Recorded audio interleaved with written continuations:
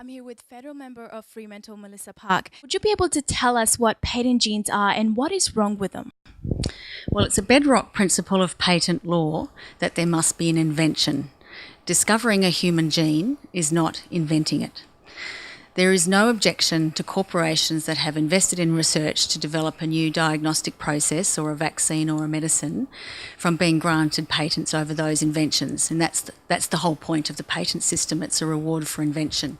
But there is a very large objection to corporations being granted patents over the underlying biological materials, that is the genes and proteins themselves, because not only have they not been invented, but they are also preventing others from carrying out research and tests using those biological materials. And I can give you three specific examples in Australia of how gene patents are impacting upon healthcare and research in Australia. In 2008, a Melbourne company, Genetic Technologies, through its lawyers, ordered all Australian hospital laboratories and cancer centres to stop testing for breast cancer, claiming that they had the sole legal right to do so under an exclusive licence they held from an American genetics company called Myriad.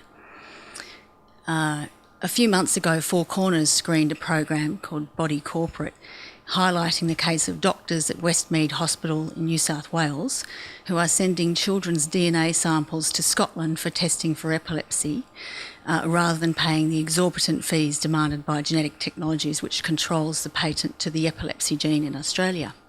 What changes do you think must happen so that the patent law become a better system? There have been some very significant developments in the United States in the past year which Australia can learn from, because the Australian patent system has fairly closely followed the American system for a long time now. What's happened is that in the United States there were two women, Elizabeth Siriani and Janae Gerard, who had sought second opinions on positive genetic tests for ovarian cancer. They couldn't get those second opinions because there's only one test owned by only one company, Myriad Genetics, which charges US $4,000 per test, which is not recoverable under US health insurance. Those women, together with other cancer patients and civil liberties groups in the United States, took Myriad to court, calling for their patents to be invalidated. A US federal court judge last year agreed with the applicants and ruled that Myriad's patents had been improperly granted, that they had not invented the breast and cancer genes, they had merely discovered natural phenomena, and that is not patentable. In Australia, we have a multi-partisan group of parliamentarians who want to see change to this system, which is clearly not working. Proponents of gene patents argue that companies will not invest in genetic research unless they have the economic incentives created by the patent system. But in fact, the reverse is true.